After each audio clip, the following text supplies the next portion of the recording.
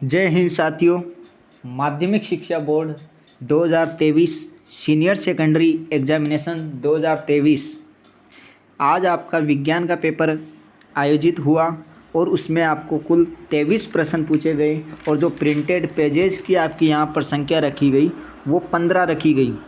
तो जी हाँ साथियों, माध्यमिक परीक्षा 2023 सीनियर सेकेंडरी एग्जामिनेशन विज्ञान का यहाँ पर साइंस का एग्जामिनेशन हुआ और 3 घंटे 15 मिनट का आपको समय दिया गया और कुल पूर्णांक यहाँ पर 80 रखा गया। अब मैं बात करता हूँ आज के आंसर की के बारे में। तो आंसर की से पहले परीक्षार्थियों के लिए यहाँ पर सामान्य निर्देश दिए गए थे जो कि आपने पढ़ लिए होंगे अच्छी तरीके से। प्रश्न पत्र के हिंदी और अंग्रेजी में यदि कोई त्रुटि पाई जाती है तो हिंदी के प्रश्न को ही सही माना जाएगा। तो यहाँ पर पहला जो प्रश्न आपके सामने दिखाई दे रहा है सेक्शन ए में खंड 1 सेक्शन ए बहुविकल्पी प्रश्न आपसे पूछे गए, जिसमें आपसे यहाँ पर कुल लगभग 12 प्रश्न पूछे गए थे बहुविकल्पी प्रश्न में।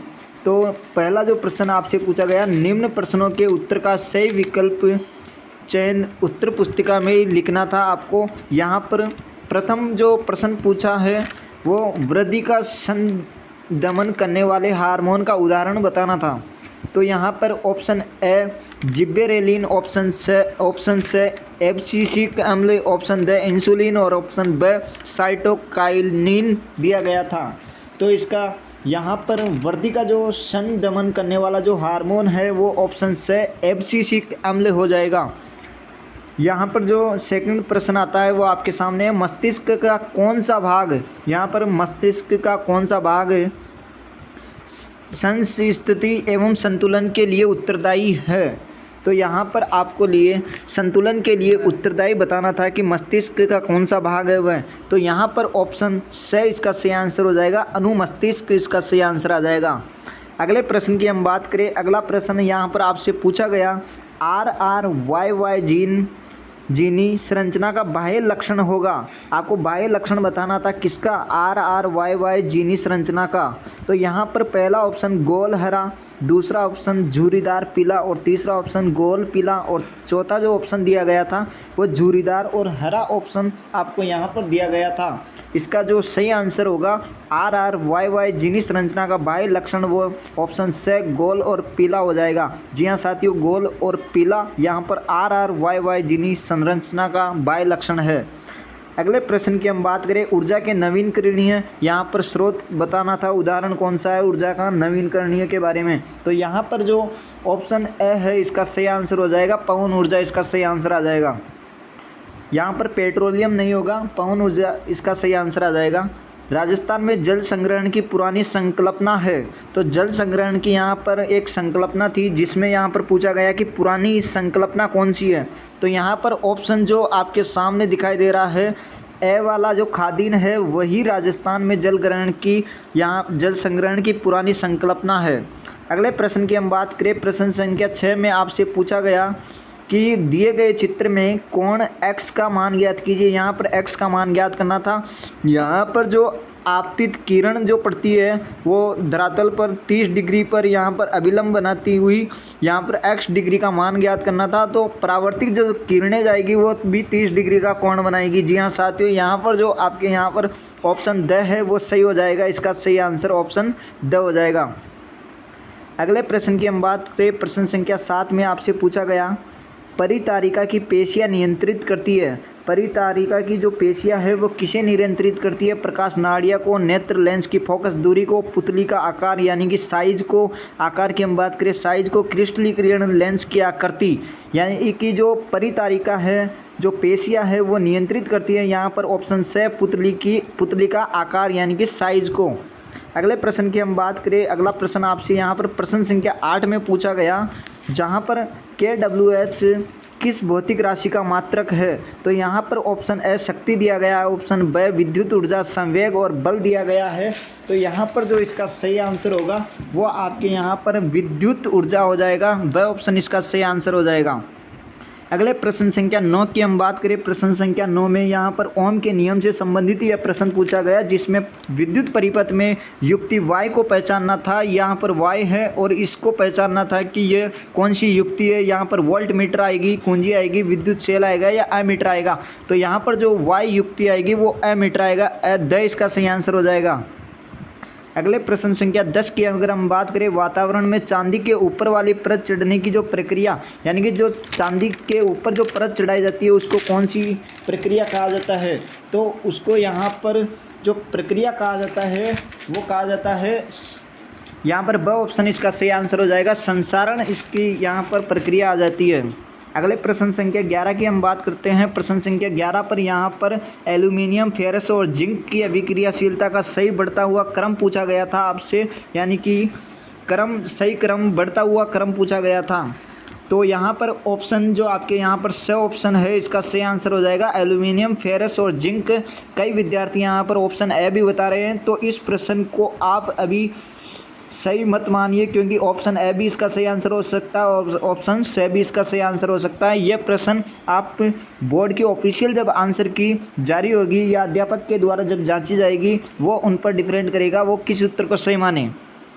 अब हम प्रश्न संख्या 12 की हम बात करते हैं। प्रश्न संख्या 12 में आपसे यहाँ पर CH3COOH plus CH3 minus CH2OH, यहाँ पर अम्ल जो अभिक्रिया करता है वो A प्लस H2O। उपरोक्त अभिक्रिया यौगिक, यहाँ पर ए का यहाँ पर यौगिक पूछा है, तो इसका जो सही आंसर होगा वो यहाँ पर द इसका सही आंसर हो जाएगा। अगले प्रश्न की हम बात करते हैं। अगला प्रश्न आपसे यहाँ पर रिक्त स्थानों की पूर्ति कीजिए, यह प्रश्न पूछा गया प्रश्न संख्या 2 में। Fill in the blanks places. यहाँ पर पहला जो प्रश्न पूछा गया, लार में भी एक एंजाइम होता है। जी हाँ साथियों, लार में भी एक एंजाइम होता है जिसे लारिये कौन सा एंजाइम कहा जाता है, तो उसे कहा जाता है यहाँ पर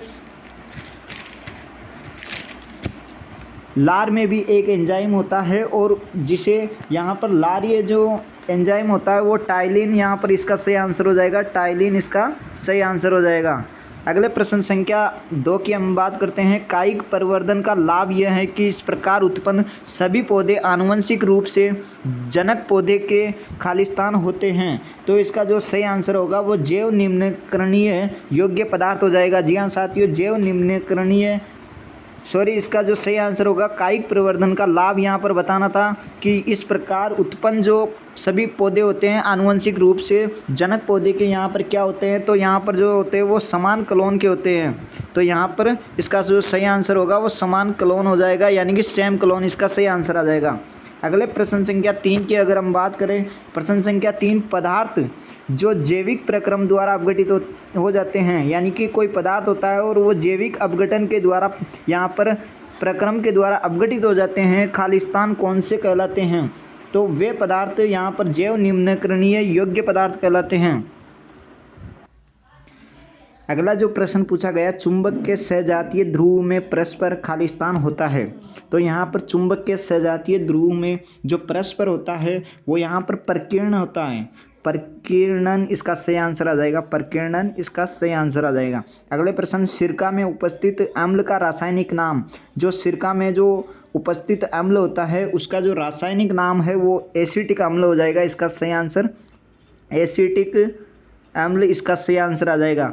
अगले प्रश्न की हम बात करें, अगले प्रश्न आता है यहाँ पर आधुनिक आवर्त सारणी तीसरे आवर्त में उपस्थित तत्व की संख्या। यहाँ पर आधुनिक आवर्त सारणी में आपको बताना था कि तीसरे आवर्त में जो तत्व की संख्या है वो कितनी होती है, तो यहाँ पर 8 इसका सही आंसर हो जाएगा। अगले प्रश्न की हम बात करें, अगला प्रश्न यहाँ पर अति लघुतरात्मक प्रश्न आपसे पूछे गए प्रश्न संख्या 3 में, जिसको आपको यहाँ पर एक शब्द या एक पंक्ति में यहाँ पर उत्तर देना था। और पहला जो प्रश्न आपसे पूछा गया, हार्मोन की क्रिया को कौन सी क्रियाविधि नियंत्रित करती है, तो यहाँ पर हार्मोन की जो क्रिया होती है वो क्रियाविधि कौन सी नियंत्रित करती है, यहाँ पर उस क्रियाविधि का नाम बताना था। तो यहाँ पर जो इसका सही आंसर होगा वो आपके यहाँ पर एंडोक्रीन सिस्टम, एंडोक्रीन जो प्रक्रिया है पुनरुद्धान वाली एंडोक्रीन जो प्रक्रिया है वो इसका सही आंसर हो जाएगा। अगला प्रश्न आपसे बहुखंडन प्रदर्शित करने वाले एक जीव का नाम आपको यहाँ पर बताना था। तो यहाँ पर जो बहुखंडन प्रदर्शित करने वाले जो जीव का नाम है वो प्लाज्मोडियम है। जी हाँ साथियों, मोडियम इसका सही आंसर हो जाएगा, प्लस मोडियम इसका सही आंसर हो जाएगा। अगले प्रश्न की हम बात करें, जीवाश्म ईंधन के उपयोग से होने वाली एक हानि यहाँ पर लिखनी थी आपको कि जीवाश्म ईंधन से यहाँ पर एक हानि कौन सी होती है। तो पहली जो हानि होती है वो ज़्यादातर यहाँ पर स्टूडेंट करके आए कि यह एक सीमित होती है। यह पहली यानी हानि जो होती है वो पहली सीमित होती है, और दूसरी जो हानि होती है यहाँ पर अनिम्नीकरणीय होती है। यह है अनिम्नीकरणीय होती है। इस प्रकार से हम कर सकते हैं।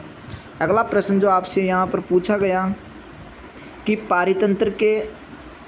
पारितंत्र के अजैव घटक का एक उदाहरण आपको यहाँ पर लिखना था। किसका उदाहरण लिखना था?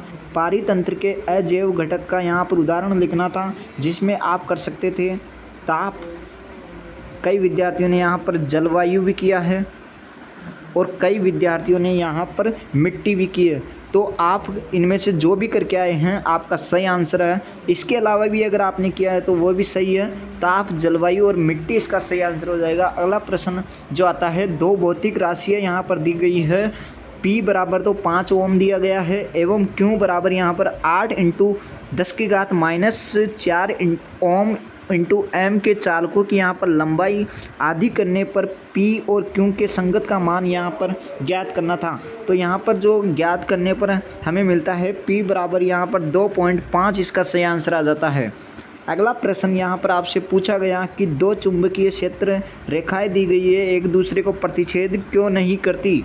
यहाँ पर दो चुंबकीय क्षेत्र की रेखाएं एक दूसरे को प्रतिच्छेद क्यों नहीं करती। तो यहाँ पर जो इसका सही आंसर होगा वो यहाँ पर दिशा एक ही ओर होती है।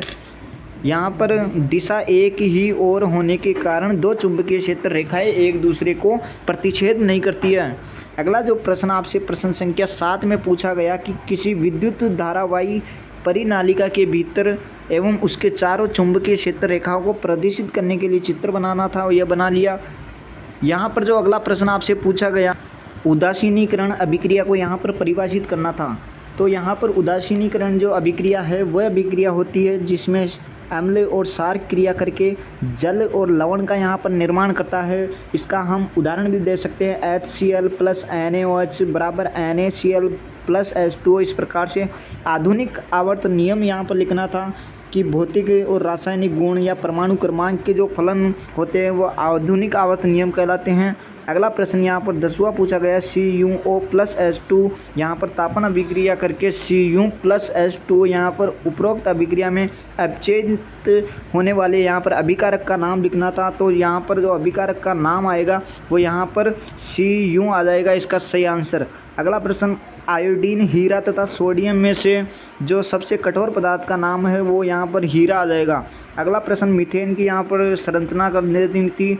खंड ब में यहाँ पर पूछा गया आपसे कि लघुत्तरात्मक प्रश्न पूछे गए, 4 से 16 तक आपको उत्तर लिखने थे और यहाँ पर 50 शब्दों में उत्तर। जैव प्रक्रम को परिभाषित करना था। यहाँ पर जैव प्रक्रम को यहाँ पर परिभाषित करना था, और जैव प्रक्रम वे सभी प्रक्रम होते हैं जो सम्मिलित रूप से अनुरक्षण का कार्य करते हैं। जी हाँ साथियों, जैव प्रक्रम वे सभी प्रक्रम होते हैं जो सम्मिलित रूप से अनुरक्षण का कार्य करते हैं। जैसे हम बात करें पोषण, श्वसन, वहन, उत्सर्जन आदि।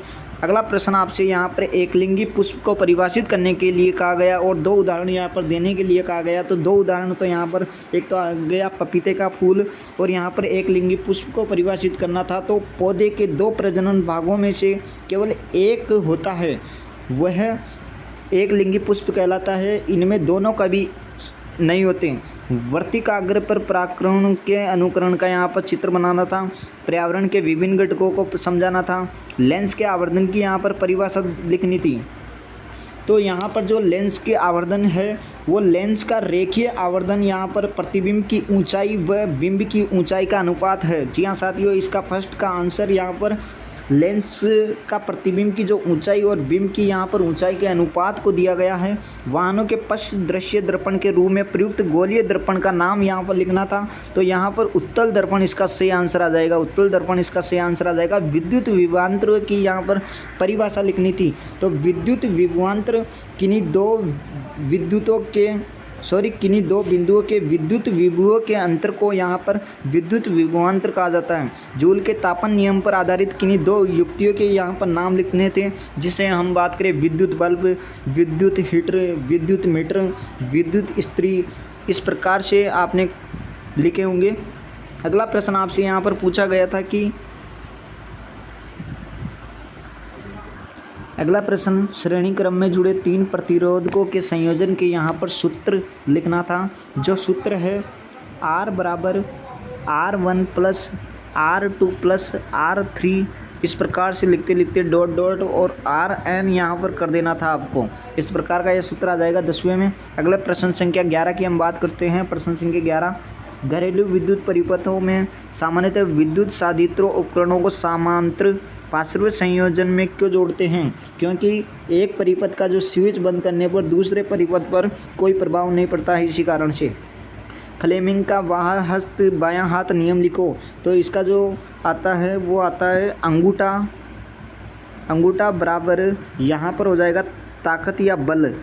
अंगूठा बराबर ताकत या बल, इसका सही आंसर हो जाएगा। विद्युत चुंबकीय प्रेरण को यहाँ पर परिभाषित करना था, तो यहाँ पर जो इसकी परिभाषा आएगी वो आएगी किसी चालक को किसी परिवर्तित चुंबकीय क्षेत्र में रखने पर उस चालक के सिरों के बीच जब विद्युत वाहक बल उत्पन्न हो जाता है उसे विद्युत चुंबकीय प्रेरण कहा जाता है। अगला प्रश्न यहाँ पर भर्जन और निस्तारण को परिभाषित करना था। तो यहाँ पर भर्जन और निस्तारण को यहाँ पर परिभाषित करना था। तो भर्जन तो कहा जाता है कि हम बात करें यहाँ पर जो ज़्यादा जलवायु होती है, भर्जन में ज़्यादा जलवायु होती है, भर्जन में ज़्यादा वायु होती है, भर्जन में ज़्यादा वायु होती है और गलनांक से कम ताप होता है, गलनांक से कम तापमान होता है। इस प्रकार से उत्तर लिख सकते थे। यहाँ पर निस्तारण में क्या करना है आपको? यहाँ पर निस्तारण में ज़्यादा की जगह कम कर देना है और सेम ऐसा का ऐसा ही उत्तर लिख देना था। यहाँ पर प्रश्न संख्या 14 में आपने यहाँ पर संतुलित समीकरण लिखना था, लिख दिए होंगे। साबुन की यहाँ पर चित्रण करना था, कर लिए होंगे। सिद्धांत को यहाँ पर समझाना था और दीर्घ उत्तरार्थ के प्रश्न आपसे पूछा गया। अंडाशय से स्रावित हार्मोन का यहाँ पर नाम और 2 कार्य लिखने थे। तो यहाँ पर एक तो आ जाएगा एस्ट्रोजन और एक आ जाएगा प्रोजेस्टेरोन। इसका सही आंसर ये हो जाएगा। अगले प्रश्न की हम बात करें, समजात और समरूप अंगों को परिभाषित करना था। तो समजात किसे कहते हैं? तो समजात कहा जाता है वे अंग जो, देखो एक बार समजात और समरूप अंगों को यहाँ पर परिभाषित करना था। तो समजात वे अंग होते हैं जो उत्पत्ति में समान होते हैं लेकिन कार्य भिन्न भिन्न होते हैं, और समरूप अंग वे अंग होते हैं जो कार्य एक समान करते हैं लेकिन यहाँ पर उत्पत्ति में भिन्न भिन्न होते हैं। इस प्रकार से यहाँ पर इसका उल्टा सीधा हो जाएगा। अगला प्रश्न संख्या 19 में हम बात करते हैं, तारे टिमटिमाते क्यों प्रतीत होते हैं? क्योंकि हमसे दूर होने के कारण हमें ये विचलन करते हुए दिखाई देते हैं। इस कारण से खतरे के संकेत सिग्नल लाल रंग के क्यों होते हैं? जो सिग्नल खतरे के होते हैं वो लाल रंग के क्यों होते हैं? क्योंकि यहाँ पर सबसे कम प्रकीर्णन के कारण जो रोशनी होती है वो दूर से दिखाई दे देती है। रोशनी की यहाँ पर चमक से दूर से वह सिग्नल दिखाई देता है सबसे कम प्रकीर्णन के कारण। 20वां यहाँ पर संयोजन अभिक्रिया का उदाहरण देना था और वियोजन अभिक्रिया का उदाहरण देना था। तो यहाँ पर इसका लिख सकते हो आप Na+Cl बराबर NaCl। इसका सही आंसर ये लिख सकते हो आप। अगला प्रश्न, वियोजन अभिक्रिया को यहाँ पर लिखना था CaCO3 बराबर, आप यहाँ पर बराबर है, और CaO प्लस आपको यहाँ पर CO2 कर देना था। इसी प्रकार से आगे जो प्रश्न संख्या 21 पूछा गया, 21 से 23 तक यहाँ पर 250 शब्द में उत्तर देना था। यहाँ पर वायवीय श्वसन को यहाँ पर परिभाषित करना था। मानव श्वसन तंत्र के वायु मार्ग को समझाना था। मानव श्वसन तंत्र का यहाँ पर नामांकित चित्र बनाना था और पाचन को परिभाषित करना था। इस प्रकार से ये प्रश्न पूछे गए। आहार नाल की संरचना पूछी गई, अग्नाशय की रस की भूमिका पूछी गई और यहाँ पर अवतल से यहाँ पर चित्र बनाना था। अगला जो यहाँ पर प्रश्न आता है, यदि एक गोलीय दर्पण की वक्रता त्रिज्या 14 सेमी है, यहाँ पर वक्रता त्रिज्या 14 सेमी दी गई है और इसकी फोकस दूरी यहाँ पर ज्ञात करनी थी, यहाँ पर फोकस दूरी ज्ञात करनी थी। तो फोकस जो दूरी आएगी वो यहाँ पर इसका जो सही आंसर होगा वो 7 सेमी आ जाएगा, 7 सेमी फोकस दूरी आ जाएगी। अगला प्रश्न आपसे यहाँ पर पूछा गया कि एक उत्तल लेंस से प्रतिबिंब बनाना दर्शाने का चित्र बनाना था और यहाँ पर यदि एक लेंस की क्षमता प्लस 2.5 डी है तो उसकी फोकस दूरी क्या होगी, तो उसकी जो फोकस दूरी होगी वो 40 होगी आपकी यहाँ पर 40। गंधीय सूचक का यहाँ पर उदाहरण देना था आपको, तो गंधीय सूचक का जो उदाहरण है यहाँ पर आप लिख सकते हो। गंधीय सूचक का उदाहरण क्या है, सबसे पहले यहाँ पर बारीक कटी प्याज और आप यहाँ पर लौंग का तेल भी लिख सकते हो, लौंग का तेल, इस प्रकार से लिख सकते हो। अगला प्रश्न आपसे यहाँ पर जो पूछा गया, इसका सेकंड का जो आंसर होगा वो आपके यहाँ पर CaOH आप लिख सकते हो, 2 + CO2 बराबर CaCO3 + H2O, इस प्रकार से ये लिख सकते हो। अगले प्रश्न संख्या, शुद्ध जल का यहाँ पर pH मान बताना था। शुद्ध जल का pH मान 7 होता है, ये सभी को मालूम है। इस प्रकार से इसका भी आंसर किया होगा, समीकरण की यहाँ पर लिखना था। तो यहाँ पर आज के पूरे पेपर को हमने हल किया, राजस्थान माध्यमिक शिक्षा बोर्ड कक्षा 10वीं के विज्ञान के पेपर को। तो मिलते हैं नेक्स्ट यहाँ पर आंसर की के साथ जो भी पेपर होगा। अभी तक आपने हमारे चैनल को सब्सक्राइब नहीं किया तो ज़रूर सब्सक्राइब कर लीजिए और बेल आइकन को प्रेस कर लीजिए, अर्थात घंटी के बटन को दबा लीजिए। मिलते हैं नेक्स्ट वीडियो के साथ, तब तक के लिए जय हिंद, जय भारत।